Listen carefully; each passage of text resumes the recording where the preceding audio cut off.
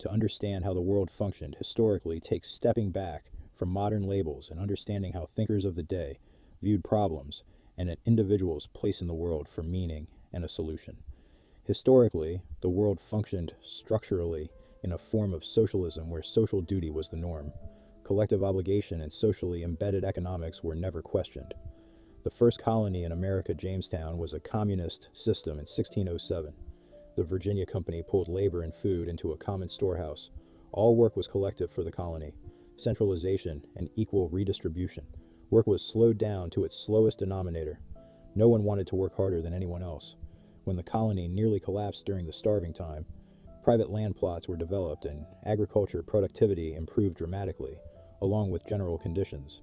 The Plymouth Colony communal system in 1620 by the Pilgrims was collective because the investors required it. The governor wrote that it created resentment among the workers, reduced productivity, and created fairness disputes. Individual lives were scrutinized because what you do or don't do or consume is everybody's business. When they switched to private lots, food productivity expanded greatly. The Hutterites, 1500s, the Diggers in England in 1649, the Shakers, 1700s, New Harmony, 1825, Brook Farm, 1841, Icarians, 1848, One Eda Community in 1848, the Harmony Society, 1805, or the Amana Colony in 1855. Communism was not a new idea. Lockean individualism was historically unusual and relatively new. Most of history was structurally collectivist and organized around tribe, village, feudal hierarchy, and religious communes. In contrast, there were clan-based societies centered around families in the outskirts and in unprotected regions who kept autonomy. Feudal peasants viewed people living outside in the lowland as vulnerable, unstable, and foolish for lacking protection. They viewed them as avoiding labor obligations, which contributed to a working order against chaos. For the most part, individuals were not seen as autonomous units with independent rights. They were members of a social organism with social duties like feudal Europe, where peasants owed labor for basic needs like housing and food, where the lord organizes production, distribution, and owes protection. There were no universal rights. Ancient civilizations were based on clan, city, and state, which came before the individual, where social roles define obligation. There were village economies where land was held communally. Mutual aid and obligation were expected. Individuals had little to no consent or autonomy, and the community took precedence. Early communist writers like Thomas More from the 1400s was for the abolition of all private property, wanted communal holdings and state control. Tommaso Campanella in the 1500s wrote about abolishing all property and family, having priest rulers control a moral society, and Gabriel Bonnet de Mably in the early 1700s focused on economic equality and criticized accumulation, and suggested feudal societies had more equality and civic virtue than commercial economic societies that produce corruption and greed. Their systems resembled a feudal communal monastery or utopian theocratic communism, an organic hierarchy society. These are some of the first reactions to the new commercial economy, which was weakening the old feudal order. Bishop Adalbero said in 1020, "The peasants support all, the clergy and knights protect and guide them." Gerald of Cambra said all benefited by the stability and security where everyone had a place. Church and religious writers framed peasant labor as spiritually positive, and accepting one's station showed humility and virtue.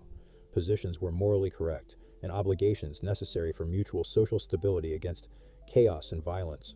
Spanish conquistadors and early colonial writers stated how the Inca had a state communal system where labor and production was highly controlled and collective. Land was distributed, labor obligations and production was organized, and people were required to help maintain infrastructure, build roads, mine, and military service. The Spanish compared it to forced servitude. Sometimes entire populations were relocated. If someone didn't grow their quota, their house could be taken and someone else given it. Jose de Costa described the system as remarkably organized, but extremely authoritarian. He noted the state had stored food warehouses for distribution, and individuals did not freely control their labor. These systems are seen from Africa to Asia, the Near East, and South Asia. The Enlightenment was a new concept of justification of authority by reason, focused on the human condition. Individualism was a radical shift, where humans are naturally free and equal, where they fully own themselves, their labor and priorities. This flips the traditional hierarchy of society to family to individual, to the individual being paramount, to family then society. This suggests governments exist by consent to protect the individual's rights. Some socialist thinkers took some key ideas from the Enlightenment thinkers, especially the Rousseauian branch, but socialism is not fundamentally an Enlightenment doctrine, because many socialists rejected Enlightenment principles. Some strongly rejected it, and some rejected it entirely. Some believe the Enlightenment itself created the domination they were against. Socialists saw capitalism as exploitative, using private property as the authority for domination. They were anti-capitalist, but also incorporated other focuses. Equity meant different things to different thinkers. To the individualist, in a liberal sense, it meant equal rights under the law and humans were equal in moral worth, whereas socialist, who considered equity, not all did, took it more as monetary mitigation or leveling. The individualists' progressive new ideas were centered on individual liberation, whereas the socialists used social structure to give basic security and reduce or eliminate exploitation, using the collective to liberate the individual. What they rejected was natural right individualism. They were anti-Lockean and anti-liberalism. Liberalism puts the individual and family autonomy above society, along with free market competition, property protection as essential for freedom, voluntary association and exchange, and limited government, where they saw government interference as domination, a split from the Rousseauian egalitarianism of collective sovereignty, social restructuring, equality of basic needs, and reduction of economic inequality to help make moral equality real.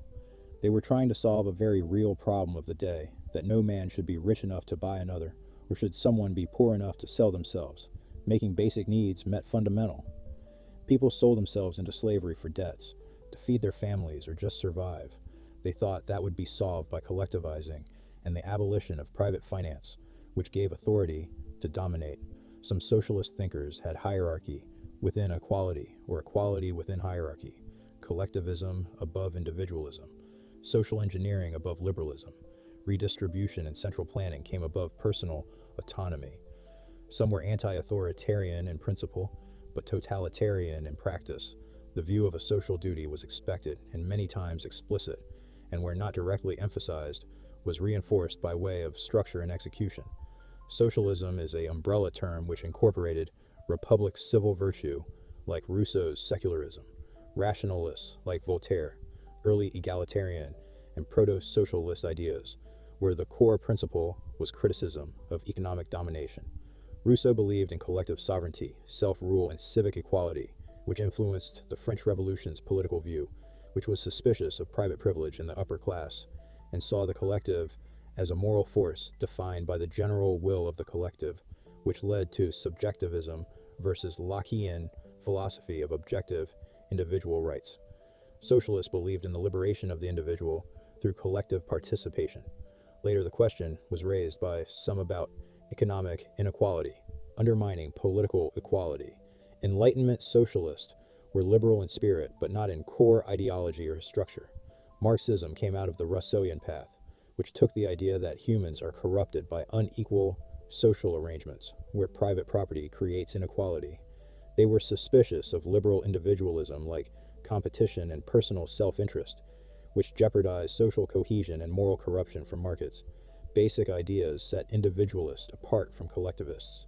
Key features like individualism, collectivism, equity, private property rights, hierarchy, liberalism, social duty, social engineering, redistribution, class conflict, and authoritarianism. To find the dividing lines, we have to look at which thinkers were generally complete opposites of each other, and which thinkers under the same umbrella retained key elements, which, though different, kept them unified as socialist or communist. Marx being the most popular and well-known, but many socialist and communist thinkers existed before his day and during.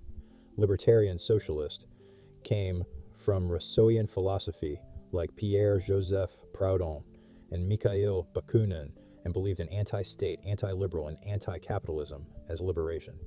There are many forms of socialist, including utopian communitarians like Owen and Fourier, technocratic planners like Saint-Simon, revolutionary egalitarians like Babeuf, Marxist class theorists, anarchists like Proudhon, and Christian communists like Cabet, mutualists, market socialists, collectivists, anarcho-communists like Bakunin and Kropotkin, agrarian communist, state socialist, and national socialist. These fall outside of public municipalities and public resource sharing, which is not socialism and is legitimized as within individualism by writers on the right who are considered liberal communitarians or libertarian municipalists. You can't relate past systems to Marxian socialism where authority is justified by collective ownership. Some historic models were pre-modern orders where these modern concepts didn't exist. Marxism is only one form of many. The functionality of no ownership, collective labor, redistribution, basic needs met, and safety are parallel in many ways to later socialist states created against exploitative systems that included slavery and capitalism. But some early socialists didn't view slavery as exploitive but as an improvement to capitalism. Modern historians would not consider them socialist, not because they were a ruling class dominating over labor. There were many authoritarian socialists, but because they had private ownership. Although there were early socialists that accepted private ownership over production, as long as it served a social purpose, like elevating everyone's condition rather than profit maximization, which is actually what antebellum idealists said they believed, irrespective of the degree to which they practiced it or not. Antebellum ideology saw the accumulation of wealth immoral. They saw capitalism as financial slavery, and slavery as being freed from economic burden, debt, responsibility, insecurity, and anxieties of freedom. George Fitzhugh said in A Free Society, the employer has but one objective, profit, and that profit competition forces workers into misery. Capitalist employers exploit labor. What the lord or slave master extracted from the laborers is not unlike the corruption or political class skimming that happens in socialist states. Planners would have seen it as affording their managerial role and guaranteeing the basic needs of the people under them. Feudalism and quasi-feudal systems explicitly argued that hierarchy created security and order in harmony, rather than exploitation. Thomas Aquinas in the 1200s said hierarchical social orders were natural and cooperative, not exploitative but beneficial. John Salisbury from the 1100s said, duty of protection was dependent on duties of labor and part of a working body, each being necessary for the whole, and that it created social harmony and mutual dependence. They both recognized rulers must govern justly. Each person has moral worth. Hierarchy helps maintain order and direction. Society over the individual who has rules and duties within it. Marx called it a non-capitalist system organized around social relations rather than market exchange. Thomas Carlyle said it brought moral authority, social duty, and protection for laborers. Capitalism replaced bonds for cash relationships, and where laborers were protected by lords, and society functioned through duty and hierarchy. Modern historians note similarities to social systems where production is organized politically rather than through markets, labor receives subsistence rather than wage, and redistribution from a central authority. Others praised how the feudal system was based on resources rather than markets, like Peter Kropotkin, who argued that feudalism resembled forms of social cooperation. William Morris said, feudalism has less alienating labor and stronger communal bonds. The distinction between the feudalist and antebellum authority to some socialists was it was backed by private property title, so there was property ownership with finance, which is the anti-private property. Most socialists agree on, and the ill they set out to cure the system from. The distinction is fascinating when we see how there's so many similarities. The distinction of ownership title becomes the justification of authority, and how curing this, as socialist communist states set out to do, still mirrors the same structure, which inherently creates hierarchy to coordinate and lays claim over an individual by way of social duty. Eliminating hierarchy, as Bakunin, Kropotkin, and Marx's wrote, could only happen in the final stages of communism, which is stateless and has never happened. Feudalism and later the antebellum South provided the worker with land to farm and a house, things they had without ownership. Showing ownership is an idea. You own by possessing the house and land you collectively farm, and it is redistributed back, the price being security of needs and being. So the only solution would be private property rights to own absolutely. The socialist writers were okay with personal property in a house, but they did not ground it as a natural right like Locke. So it is not immune from restructuring. Personal property was conditional in socialism, so ownership is erroneous without rights to it. In the name of not excluding others, you exclude yourself. It wasn't uncommon in feudalism and the antebellum South for workers to have their own gardens, and at times their own time to labor for themselves and make money. They could even earn towards their freedom, showing a limit on ownership limited by obligational duty. If those two systems have conditional use, then what was the difference in socialism? The lord and masters believed in their own rights, which mirrors centralized power in socialist states and dictatorships, which some socialists were not against, like Marx. So the difference comes down to consent. Consent is a new fundamental term the past didn't have a foothold on. The antebellum influencers accepted coercion and hierarchy as natural and organic. Similar to socialists, they used the condition of the laborer for justification. They compared free laborers to slave labor. George Fitzhugh said slavery is better socialism than northern free labor. That competition and profit was morally unjust, along with other writers of his time who were influential in the South, like James Hammond, John C. Calhoun, Thomas Carlyle, and Auguste Comte. Wealth was only justified to improve their condition and the condition of those under their paternalistic responsibility. To the slaveholders, they created a paternalistic collective socialist aristocracy which created a stable hierarchy against class conflict. They were anti-capitalist, anti-individualist, explicitly anti-liberal, who strongly believes in a social duty of reciprocity, redistribution, authoritarianism, hierarchy, and where property rights were not absolute. They rejected Lockean natural right equality. Regardless of ideology, socialism is structurally inherently hierarchical, perhaps even authoritarian, and in practice replicates the feudal system they set out to solve in different ways. Modern socialism sets certain principles as defining like abolishing hierarchy, equity through economic leveling, and abolition of private property. Modern socialists use it to distance themselves from antebellum influencer theorists and fascists, but not all socialist writers, including Marx, even focused on any of those. Marx's transitional phase of socialism doesn't abolish the hierarchy of union leaders and the political class and called for a dictatorship. Him and others didn't have a problem with skills being paid differently, or even talked about equity at all. Marx and others were okay with personal property, and some socialists with small-scale private ownership over finance. The planners thought of themselves as aristocratic pre-modern defenders of a social order, overlapping greatly with European writers. An examination is needed of the main socialist communist and anarchist from the 1700s to the 1940s to see where they differ and overlap, because they all differ to some degree. What will stand out is the main theme behind what is the core of socialism and what binds them together under that umbrella. And in that contrast, we can find the main theme, which would be the opposing right known as individualist liberalism. The Southern planners could have taken almost any socialist priority and formulated it to their system. For equity, hierarchy, and class, they would have said they solved class conflict by creating a working class and a managerial class that made all blacks equal, as it also did with whites among themselves. Socialists would say that economic domination was a problem to eliminate. The planners would have agreed, as they were staunch anti-capitalists, saying it was chaotic and exploitative, and that their social system guaranteed basic needs. Modern socialists would say to abolish private ownership of production for collectivism. The planner would say it's collectively produced, including his role to manage, sell, and provide for a redistribution for the needs of the plantation.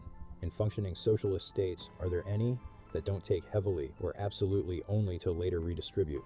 Socialists would say that they are against hierarchy or authoritarianism, but social systems create social duties that make the individual subordinate.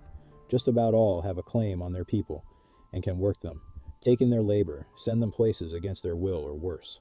The planners thought they were defending a pre-modern, organic, natural world, which existed through the times of Aristotle, Rome, and the Bible, compatible, maybe even essential for a high-level civilization. Socialists today reject private ownership, but more than a few allowed private investment and ownership over finance, like Charles Ferrer, Robert Owens, Pierre-Joseph Proudhon, Ferdinand Lassalle, Henry Saint-Simon, and William Godwin, all from the 17 and 1800s. Today's socialists reject authoritarianism, but there were socialist writers from the 17 and 1800s who weren't against authoritarianism, like François Babeuf, Louis-Auguste Blanc, Étienne Cabet, Henri de Saint-Simon, and Marx himself, and has been obvious in socialist states in practice. This compilation shows something very interesting. In this list, starting from the top, we have individualism, property rights, liberalism, hierarchy, paternalism, authoritarianism, collectivism, social duty, social engineering, redistribution, and monetary equity. The left side, Pole's strength, is based off of anti-property and collectivism, which implies society over the individual. And the right side pulls towards private property rights and individual absolutism. When compiling socialist thinkers along with individualists, we see a common theme. All socialists reject private property rights, liberalism, and individualism, the only things the right holds as foundational. The theme all socialists have in common is a social duty and collectivism, which go hand in hand. The next common thread between socialists is redistribution, 17 out of 22, authoritarianism, hierarchy and paternalism at 15 out of 22, social engineering was 13 out of 22, equity 12 out of 22, and class struggle 5 out of 22. Interestingly, Marx and Fitzhugh, the antebellum idealist, end up very close to each other. They both believe society is fundamentally divided into class. They both reject capitalism and liberalism as oppressive and see the solution as collectivism and come up with two different solutions. One creates one class and the other creates two classes. Though as seen with Marxism historically, that one class quickly becomes two. We can see Proudhon as an outlier. We can classify them by far-left communal property absolutists with More, Tommaso, Campanella, Mobley, and Winstanley, the oldest communist writers going back to the 1400s, and then administrative, collective planning socialists with Marx, Engels, Blanc, Simone Fourier, then anarchist, collectivist with Kropotkin and Bakunin. They rejected private property and hierarchy. Hierarchical collectivists like Carlyle, Calhoun, and Fitzhugh. Collectivist corporatists with Mussolini and Hitler. Transitional egalitarian like Rousseau, all under the umbrella of socialism. Proudhon begins the division towards the left as a libertarian socialist.